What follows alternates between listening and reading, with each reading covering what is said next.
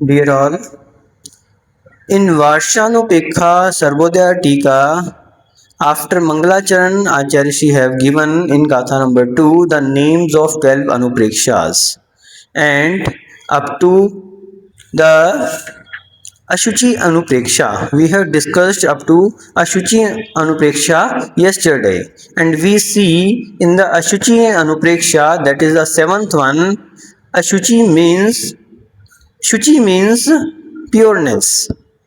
So, whatsoever is not pure is called ashuchi, that is impure. So, where we see regarding this body that is purely impure means that contains blood, toilet, urine, and a lot of impure things, and that things cannot be removed for a single moment. Whatsoever we do, we take a bath, whatsoever we use a soap and oil, etc., that can give us only the outer purity, but the inner purity of this body cannot be achieved even for a single moment. So that's why this type of thinking creates a this type of thinking gives us the fact that we should disattach from we should have the disattachment from this body and give attachment to only our soul. This is called the ashuchitva or the ashuchitva anupreksha.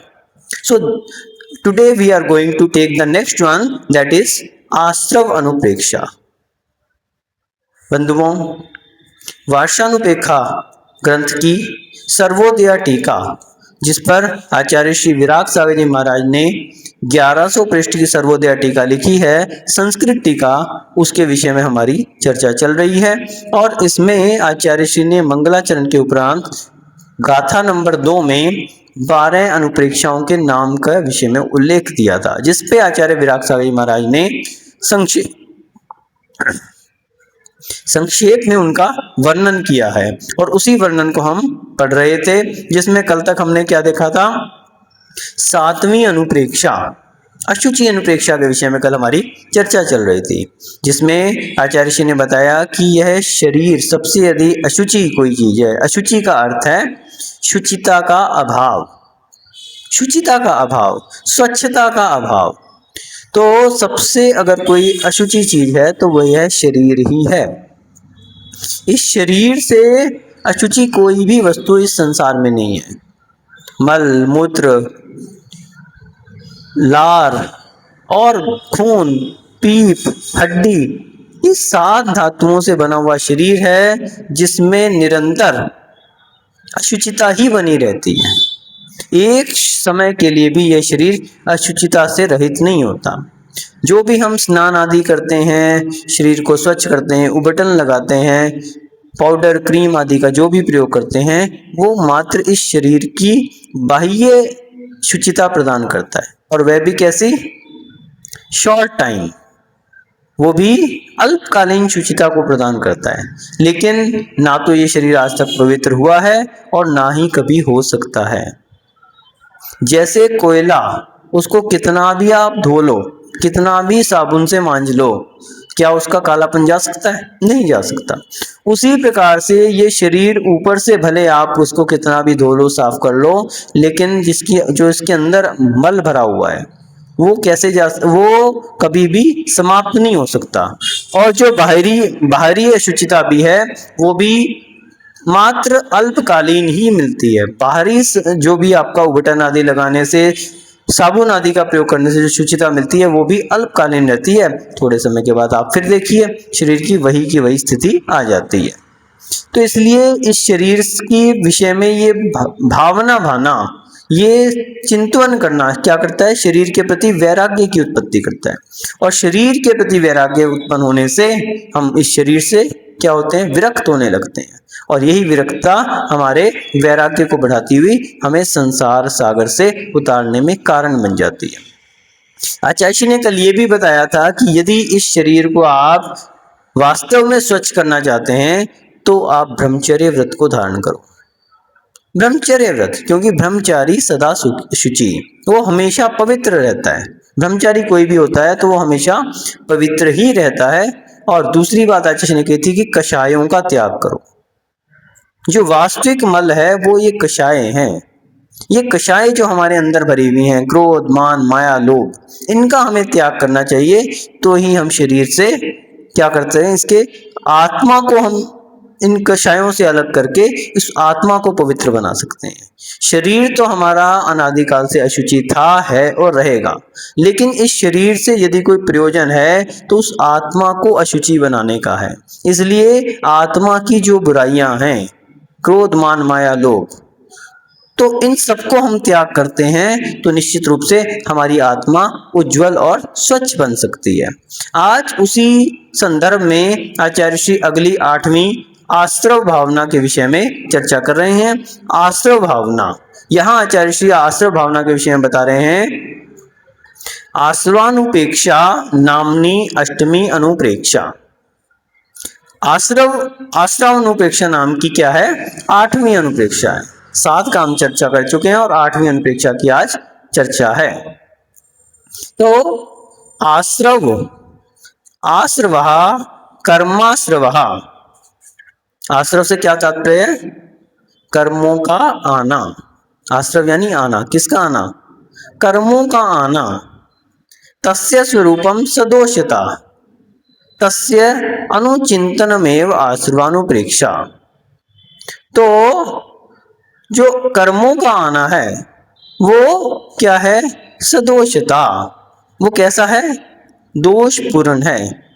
कर्मों का आना क्या है, दोषपूर्ण है। कर्मों का आना कोई अच्छी बात नहीं है। कर्मों का रोकना अच्छी बात है, लेकिन कर्मों का आना, आत्मा से मिल जाना, बंध को प्राप्त हो जाना, ये सब क्या है, दोषपूर्ण है। और इसी अनुचिंतन का नाम क्या है, आश्रवानुप्रेक्षा है। यही बात को चिंतन करना, और कैसा चिंतन करना, एक बार नहीं, बार बार चिंतन करना, ये क्या है, आश्रवानुप्रेक्षा है कि कर्मों का आश्रव हो रहा है, ये अच्छी बात नहीं है।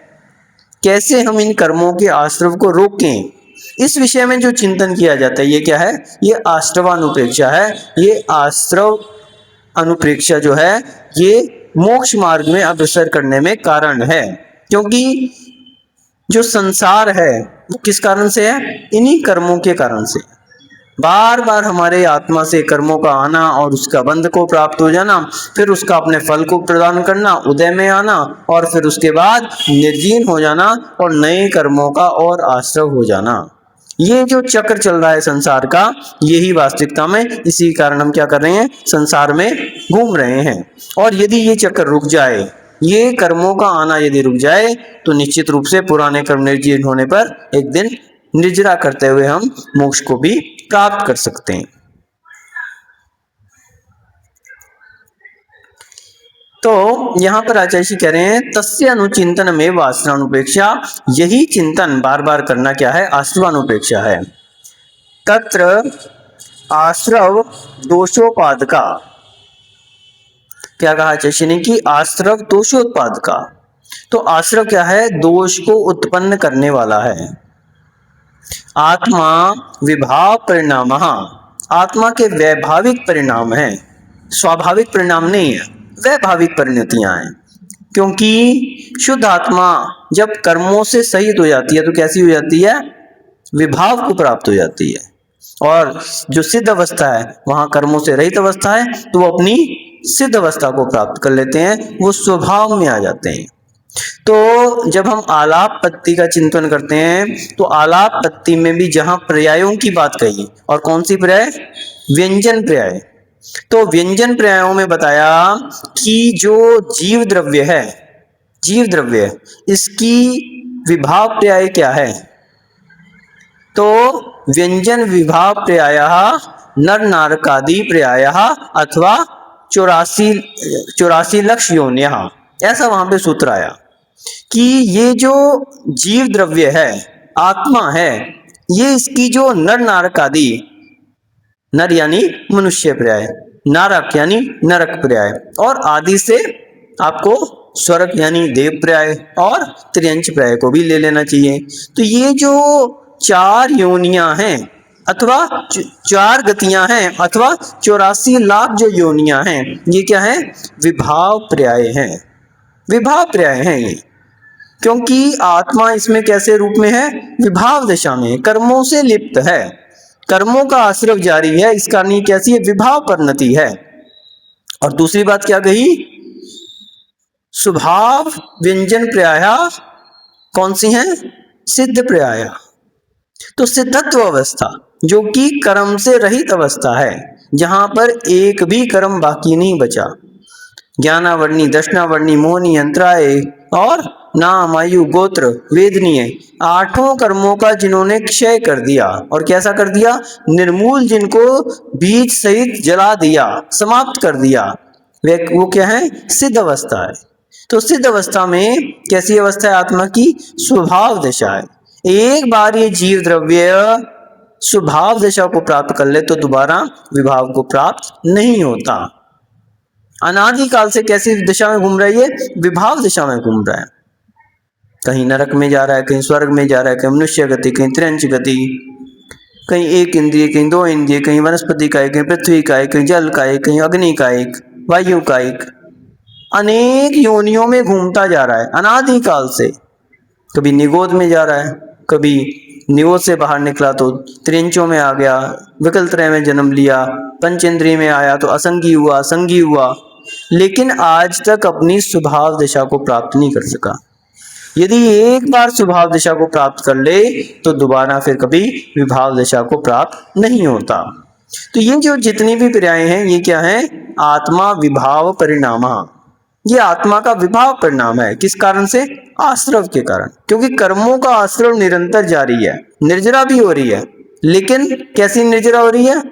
पुराने कर्म निर्जीर्ण होते हैं और नए कर्म बंध को प्राप्त हो जाते हैं, नए कर्मों का आश्रव हो जाता है, बंद हो जाता है, तो वो निर्जरा किसी काम की नहीं है। तो आत्मा विभाव परिणामा तथा भोगोपभोग प्रवृत्तानि इंद्राणि इंद्रियाणि मनस्य। तो ये जो आश्रव है ये कैसा है? दोष का उत्पादक है। कर्मों का आश्रव क्या है? दोष का उत्पादक है, आत्मा की विभाव दशा है। एवं भोगोपभोग प्रवृत्तियानि इंद्रियाणि मनस्य, तो भोगों में प्रवृत्ति करवाने वाला है। किसकी?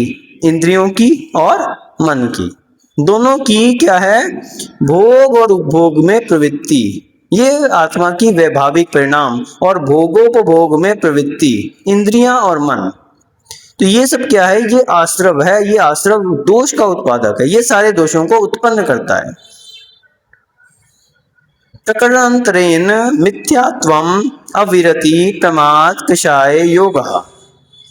तो दूसरे शब्दों में यदि हम कहें तो क्या अर्थ हुआ इसका? मिथ्यात्व, अविरति, प्रमाद, कषाय और योग। तो ये सभी क्या हैं? ये आश्रव के हेतु हैं।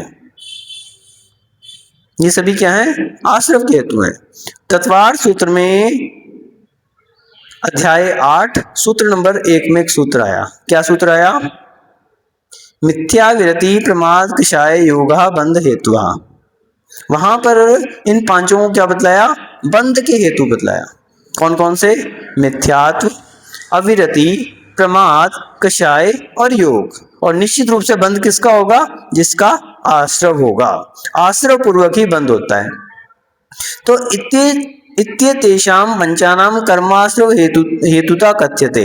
ये 5 क्या हैं? इसलिए कर्म के आश्रव के भी हेतु हैं। संसारिणः मनोवचन काय योगवतो मिथ्यात्वादि निमित्त कर्माश्रव भवति। तो संसारी जीवों को मन, वचन और काय के योग से क्या होता है? मिथ्यात्व आदि निमित्त मिलने से कर्मों का आश्रव होता है। कर्मों का आश्रव कैसे होता है? योग के द्वारा।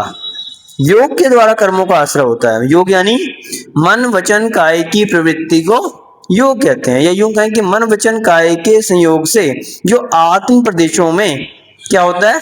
हलन चलन होता है, उसे योग कहा जाता है। तो ये जो योग है ये किस निमित्त से होता है? निमित्त कारण क्या बनते हैं? मिथ्यात्व, अविरति, प्रमाद, कषाय और योग। योग तो अंत में आ गया, लेकिन ये सभी जो है आत्मा के हलन चलन, आत्म प्रदेशों के हलन चलन में कारण है। तो पहले अपन देखते हैं, पहले गुण स्थान में सभी हेतु रहते हैं, मिथ्यात्व भी रहता है, अविरति भी, प्रमाद भी, कषाय भी और योग भी। लेकिन तीसरे गुण स्थान तक आते आते मिथ्यात्व समाप्त हो जाता है, 4 हेतु बचते हैं। कौन कौन? योग। ये 3 जो है कर्माश्रव के हेतु बचे। अप्रमद गुण स्थानात् आरभ्य सूक्ष्म संप्राय गुण स्थान पर्यंत चतुष्टु गुण स्थानेषु कषाया योगो एते द्वे, यानी 7वें से लेके 10वें गुण स्थान तक 2 गुण स्थान, यानी 3 गुण स्थानों में, 7वां 8वां 9वां 10वां, इन 4 गुण स्थानों में चतुर्षु, चारों गुण स्थानों में कषाय योगो, कषाय और योग, एते द्वे, ये 2 जो हैं कर्माश्रव के हेतु हैं। शेषेषु उपशांत मोह प्रवृत्तिषु सयोग केवलिनी गुण पर्यंत स्थान त्रिषु गुण स्थानेषु योग एवं कर्माश्रव हेतु। तो 11वें से लेकर 13वें तक जो 3 गुण स्थान है उसमें एकमात्र योग ही कर्माश्रव का हेतु होता है। विस्तारस्तु गोमठ सारादि ग्रंथेभ्यः विज्ञेयः। यदि आप इस विषय में विस्तार से जानना चाहते हैं और आप इसमें डिटेल में जानना चाहते हैं तो गोमठ सारादि जो ग्रंथ हैं उनसे इनके विषय में जाना जा सकता है। कर्माश्रवेषु तन्निमित्त भूतेषु इंद्रियादिषु च दोष बुद्धि कर्तव्या। तो कर्म के आश्रम में और तन्निमित्त भूतेषु, उनके निमित्तों में, इंद्रियादिषु च, निमित्त कौन कौन से हैं उसके? इंद्रिय आदि, उसमें भी दोष बुद्धि रखनी चाहिए। यदि आप कर्माश्रव से बचना चाहते हैं तो पहली बात तो कर्माश्रव को दोषपूर्ण मानो और उसके जो निमित्त हैं उनको भी कैसा मानो? दोषपूर्ण मानो।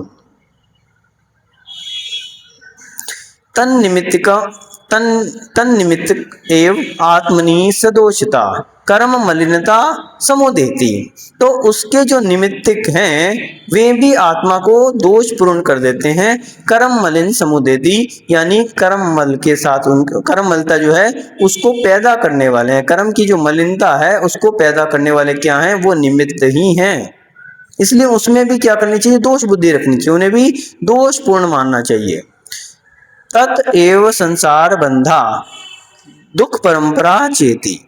इसी के कारण क्या है? संसार में बंध है और दुख की जो परंपरा है वो बनी हुई है। किस कारण से? यही कर्माश्रव के कारण। संसार में हम जो भ्रमण कर रहे हैं, भटक रहे हैं, किस कारण से भटक रहे हैं? यही आश्रव के कारण हम जो है संसार में बंध को प्राप्त होते हैं और दुख को प्राप्त हो रहे हैं। ये दुख की परंपरा निरंतर बनी हुई है। अतस्तेषां सम्यक्त्वया संयमानुष्ठान आदि द्वारा निष्प्रभावोत्पादनमेव जायेयः।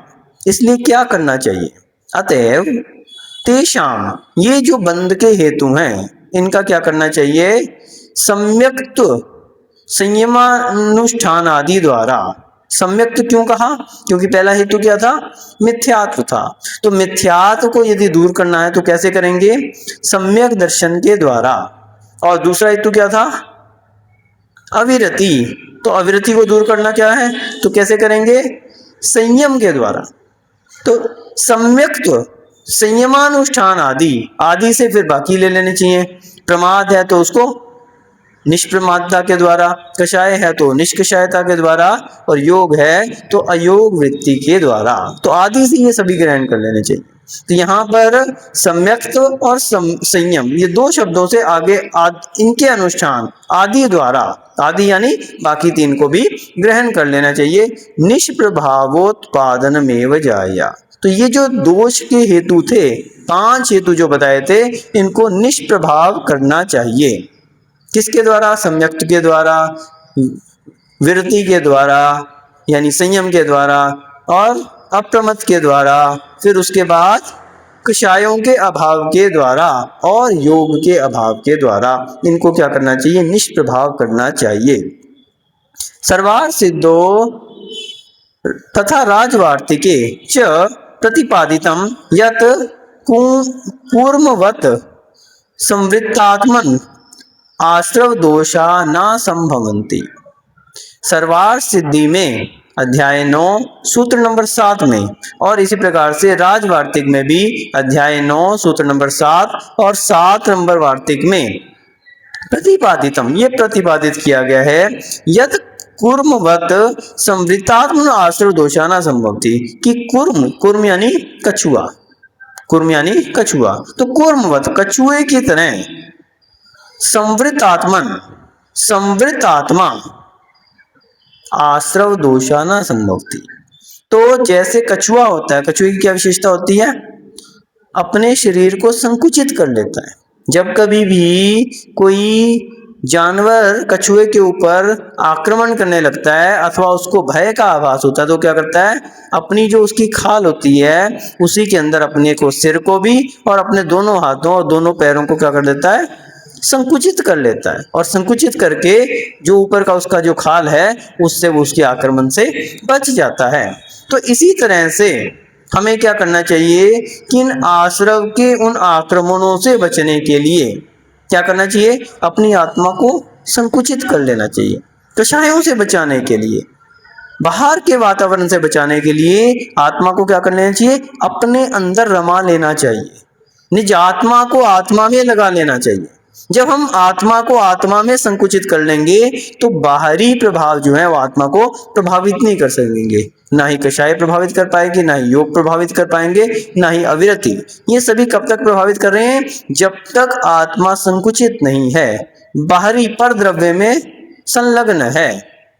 वही तो उसकी विभाव दशा है जिसके लिए हम पढ़ के आए हैं कि ये जो आत्मोपादक जो आश्रव है ये क्या आत्मा के विभाव परिणाम है। अभी दूसरी लाइन में ये बात आई थी कि ये जो विभाव परिणाम है ये आत्मा को जो है, विभाव परिणाम जो है ये आश्रव है, ये दोष के उत्पादक हैं। यदि आत्मा को आत्मा में लगा लिया, संकुचित कर लिया, अपने आप में स्थिर कर लिया, तो ये परिणाम, विभाव परिणाम जो है ये आत्मा को इफेक्ट नहीं कर सकेंगे।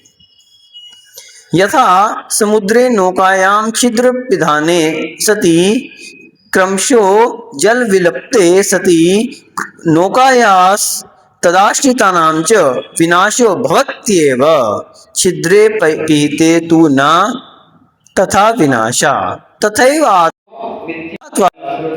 कर्म जल प्रवाहस्य निरंतर प्रवेशेन संसार समुद्र निमज्जनम भवत्येव किंतु तदा सर्व निरोधो आत्म समुद्रोत्तरण विधाय मुक्ति तट प्राप्ति सुकरा। कितनी बड़ी बात कही। एक नौका का उदाहरण आचार्य श्री दे रहे। यथा समुद्रे नौकायाम छिद्र पिधाने, किसी नौका में क्या हो गया, छिद्र हो गया, कोई छेद हो गया, तो क्या होगा, क्रमशः जल विलिप्ते सती, क्या हो जाएगा, क्रमशः जल आना शुरू हो गया, बढ़ता जा रहा है, बढ़ता जा रहा है। नौकाया तदा आश्रिता नाम च विनाशो भवत्येव। अब क्या होगा, नियम से उस नौका का भी विनाश होगा और उस पर जो आश्रित हैं, चाहे वो नौका चलाने वाला है और चाहे उस नौका पर सवारी करने वाले हैं, जो भी उस पर आश्रित हैं, विनाशो भवत्येव, उनका निश्चित रूप से विनाश होगा ही, बच नहीं सकते। क्यों, नौका छिद्र युक्त है और छिद्र युक्त है, उसमें पानी आ रहा है। छिद्रे पहिते तुना तथा विनाशा, और यदि छिद्र को बंद कर दिया जाए, बंद कर दिया जाए तो क्या होगा, वैसा विनाश नहीं होता। जो विनाश होने वाला था यदि उससे बचना है तो क्या करना पड़ेगा, छिद्र को बंद करना पड़ेगा, और छिद्र को यदि बंद कर दिया तो उस विनाश से बच सकते हैं। तथा उसी प्रकार से आत्मनो मिथ्यात्वादि आश्रव द्वारे कर्म जल प्रवाह से निरंतर प्रवेशेन संसार समुद्र निमज्जनम भवत्येव। उसी प्रकार से ये जो आत्मा रूपी नौका है, इस आत्मा रूपी नौका में क्या हो गया, मिथ्यात्वादी आश्रव द्वार से कर्म जल का प्रवाह हो रहा है। देखो उपमा अलंकार है, यहाँ पर उपमा अलंकार आचार्य ने यूज किया है कि जैसे नौका में छिद्र हो गया तो जल जो है वो क्या हो गया, आना शुरू हो गया। तो यहां पर नौका को जो आचार्य ने क्या कहा, आत्मा, ये आत्मा रूपी नौका, रूपी शब्द यहाँ पे आ गया, यानी कौन सा अलंकार है, रूपक अलंकार।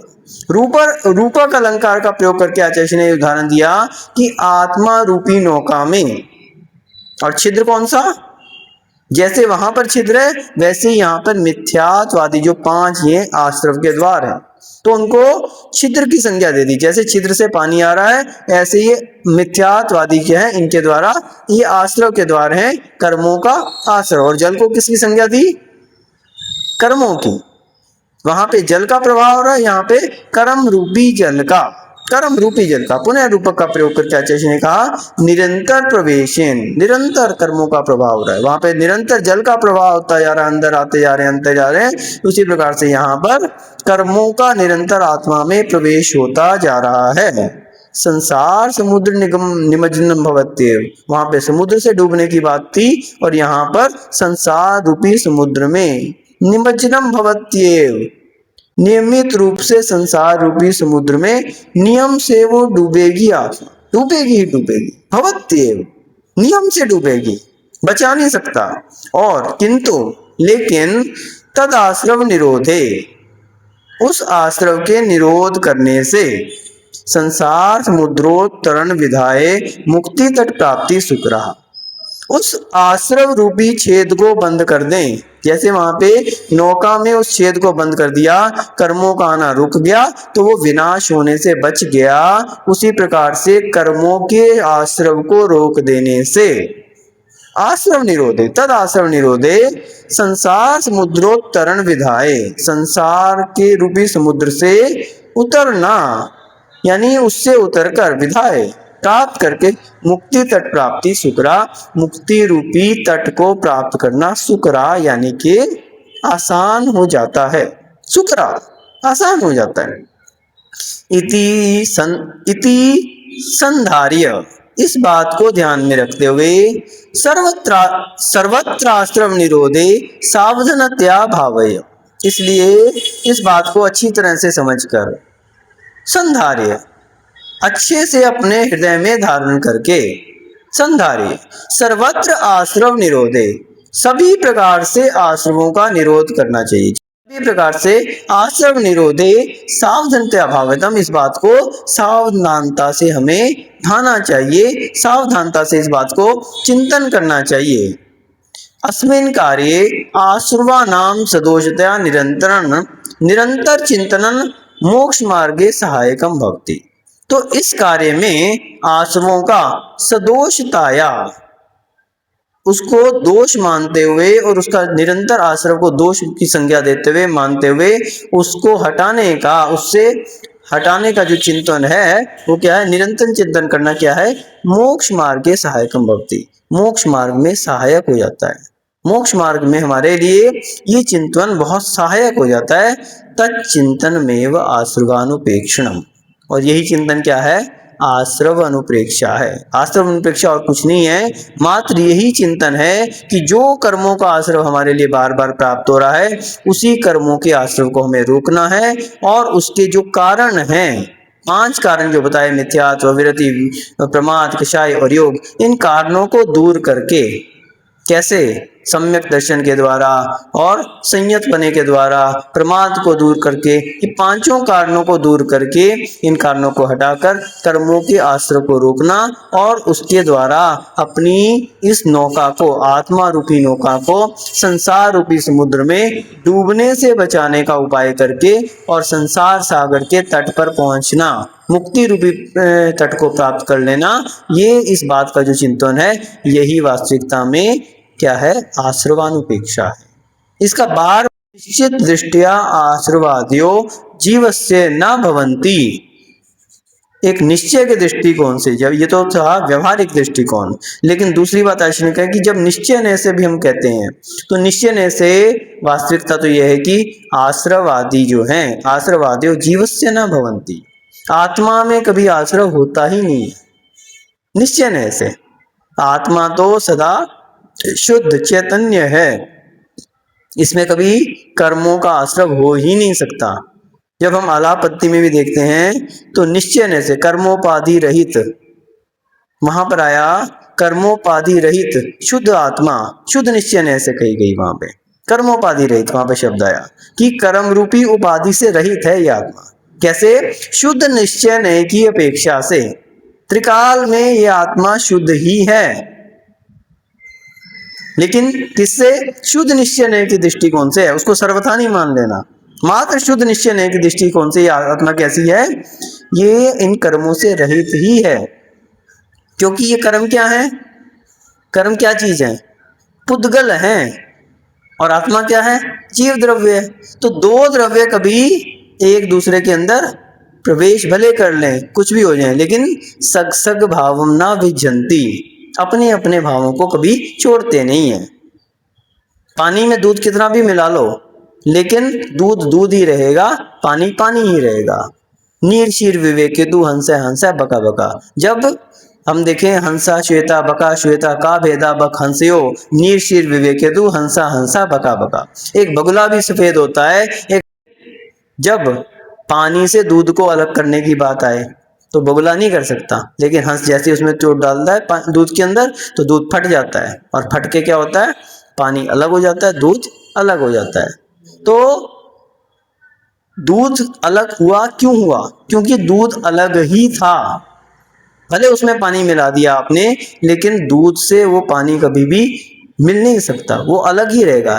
सग सग भावना विचंती, अपने अपने स्वभाव को नहीं छोड़। उसी प्रकार से जीव द्रव्य में, आत्मा में कितने भी कर्मों का प्रवेश होता रहे, लेकिन आत्म द्रव्य ही रहेगा।